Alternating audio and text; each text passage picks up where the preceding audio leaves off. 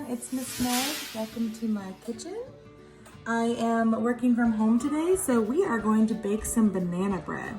So this is going to be a really quick video of just a recipe that you can make for banana bread. So stay tuned. Everybody, so the banana bread recipe that we're using is called banana bread cocaine. And I don't know why it's called that exactly. I did not really research that, but it's just a basic banana bread recipe. And this book is the best book I have ever had in my life. It's the best cookbook. It's called The Joy of Cooking. It's very old, and my grandmother gave it to me as a Christmas gift. I think her note's in here. There it is.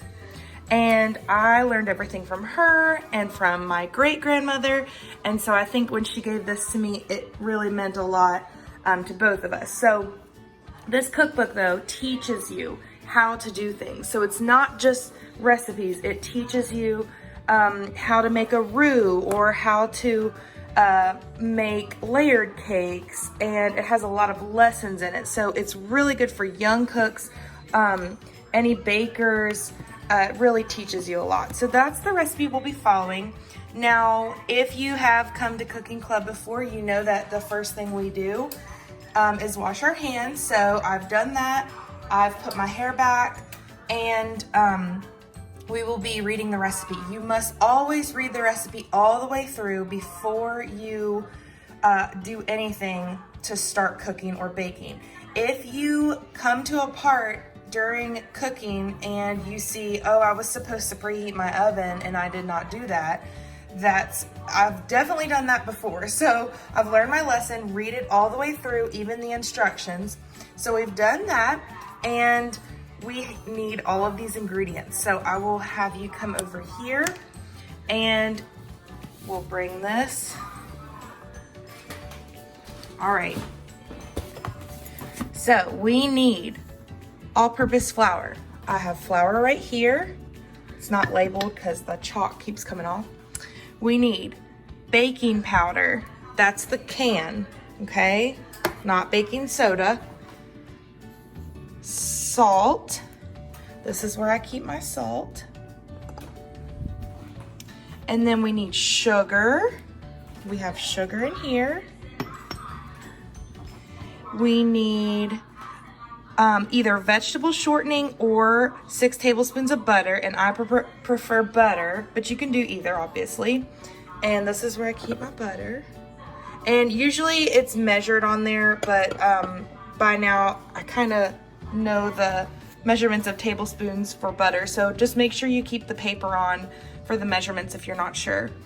And then it also says grated lemon zest. I'm not putting that in. I have never put that in banana bread. Like I said, that might be why this recipe is a little different, but other than that, it's pretty similar. So I'm not doing the lemon zest. We need 1 to 2 large eggs beaten. I have 2 because I've always usually put 2 in a banana bread recipe.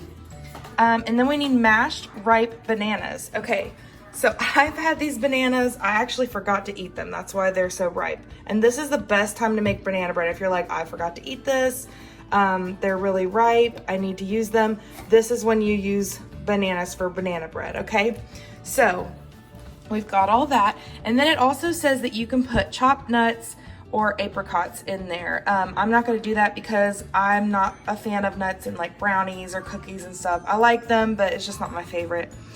And then it has how you do each step. So I really like this recipe book because it has you do each section at a time. It's not all the ingredients and then the instructions. It's each section. So let me get ready for the dry ingredients, and I'll be right back in a couple seconds. I want to definitely have a bowl for your dry ingredients, and then I have a mixer for my wet ingredients, or where all the rest of it will go into. You don't have to have this. You can just have a bowl and like a hand mixer, or I've actually, this is one of the first times I've used this for banana bread. I make banana bread a lot and I don't ever use this, so we're gonna use it today. So that's just saying, like, you can definitely do it without a mixer. We need a prepared, it says 8.5 by 4.5 inch loaf pan. You can use a bigger one, definitely not a smaller one, or it will overflow. But this is a little bigger. I think this is a 9 inch one and just spray it with cooking spray or with butter. You can do that too, it still works. You need dry measuring cups. This is dry, not wet. Wet will have the spout with it, as you guys probably know. And these are the dry ones. And then you need measuring spoons. Okay, so I have my measuring spoons. The first thing it wants us to do is whisk together 1.5 cups of all-purpose flour. So I'm gonna get my cups and dip in here, and hopefully, now when you're baking, you definitely want your flour to be pretty even. Banana bread is not as, you know, it doesn't need to be as perfect, but you definitely want to make that even. I did not, so it's really hard to hold the camera and do this as well. Okay, so it said 1.5. Get my half cup.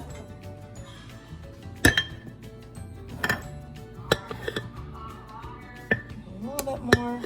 And obviously, if you're doing this not with one hand, you can scrape it off, but it's okay if you like zhuzh it a little bit and it does that. Okay, 1.5 cups of flour. We need 1.5 teaspoons of baking powder. So I'm gonna get my teaspoon.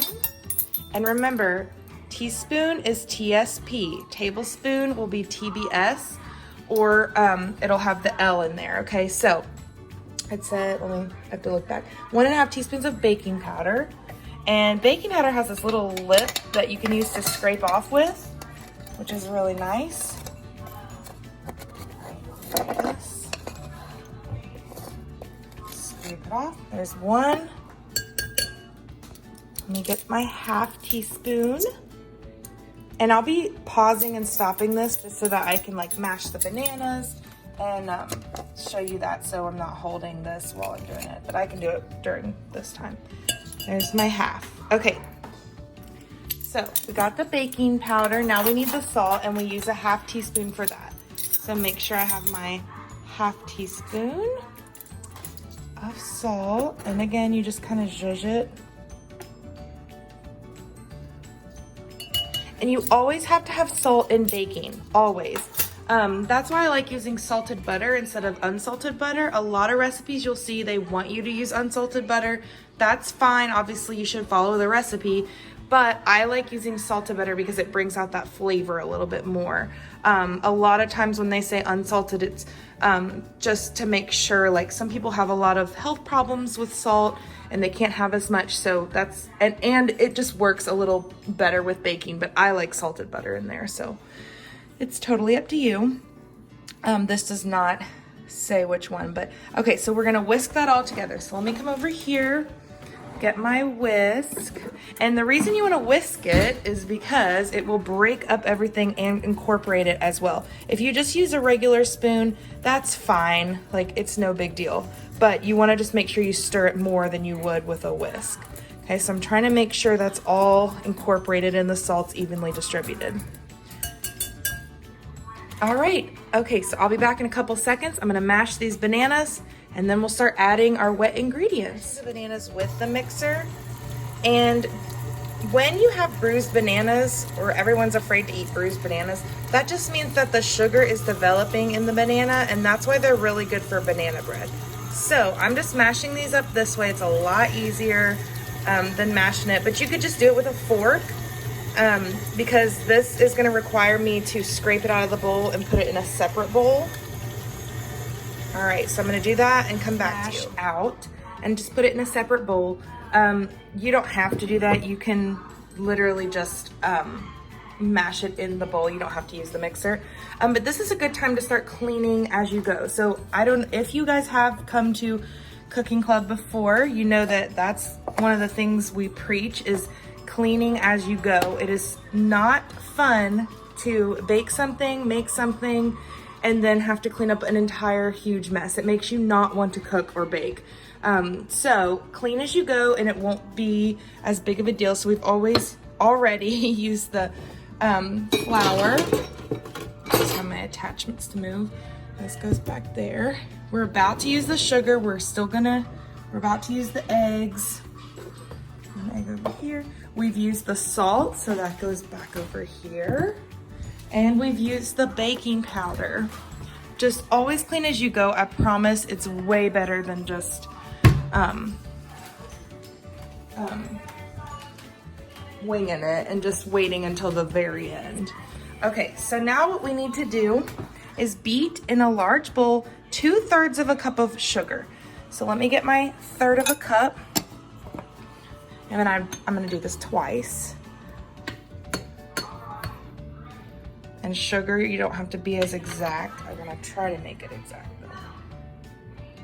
All right, so 2 of these right into the mixing bowl, a separate mixing bowl, not with your dry ingredients. All right, and then the butter, so 6 tablespoons of butter. So I'm gonna cut about 6 tablespoons. A whole stick is 8 tablespoons of butter, and a tablespoon is, I'll show you. A tablespoon is about that much right there. So I'm gonna leave about 2 tablespoons and use the big part. And obviously if you wash your hands, this is okay to do.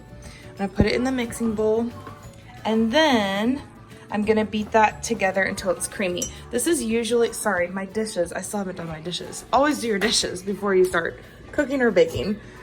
I'm gonna put that on low speed for a little bit and then move it up to medium.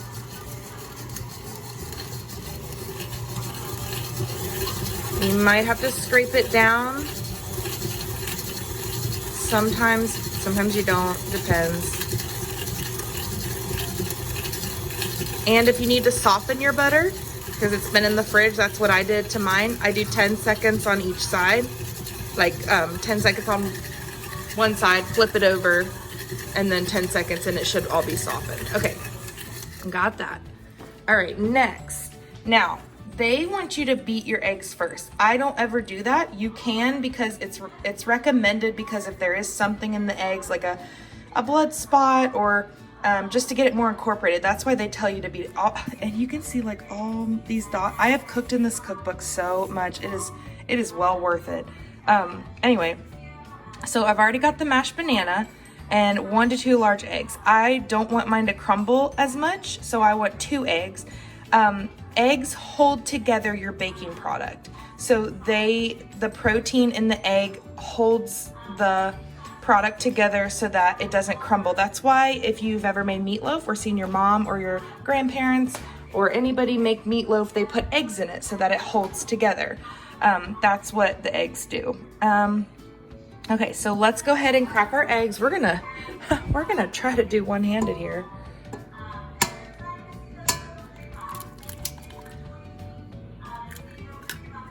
And I don't like cracking on the bowl, but I don't want to chance it on my counter right now. So try to do it on your counter. It's more sanitary. Okay. And then I'm going to mix that first before I add the banana.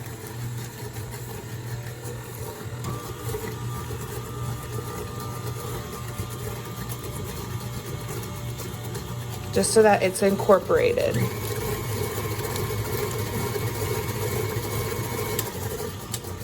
All right, now I'm gonna add the banana.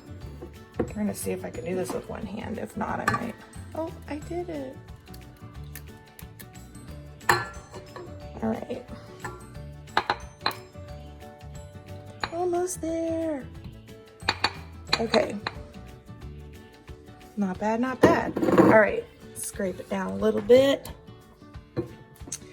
And while that's incorporating, I'm gonna put this in my sink so that I can do my dishes later and it's not in the way.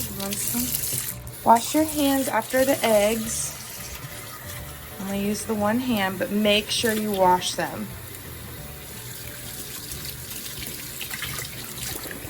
Okay. All right. Next, after that's incorporated, you're gonna add the dry ingredients in 3 parts. So that means you're gonna start, or you're gonna just, it doesn't have, you just have to eyeball it, okay? So don't worry if it's perfect. We're done with the sugar. Let's put that back. And we're done with the butter. And we're done with this whisk. Always clean up. It's okay if you're seeing this because it's not all about the recipe. It's about the process. Okay, so I'm gonna add just a little bit. Just eyeball it. A little bit more. Okay. The reason they do this is because if you put it all in one clump, one big dump, it will not incorporate as well and you might have lumps, and that's why they say like don't put it on all at once, and then you get this that you need to scrape down after. All right, a second.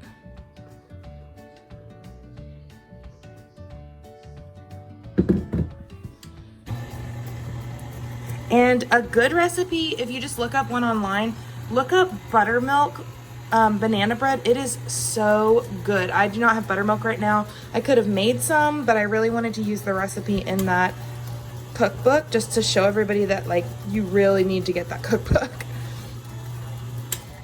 Okay, and last little bit. And I prefer cinnamon in my banana bread. You don't have to have it, but I really enjoy it. So I'm going to add some cinnamon.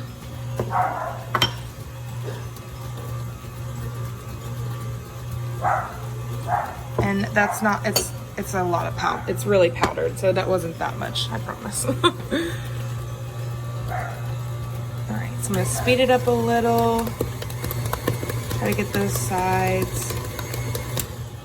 All right, okay, next.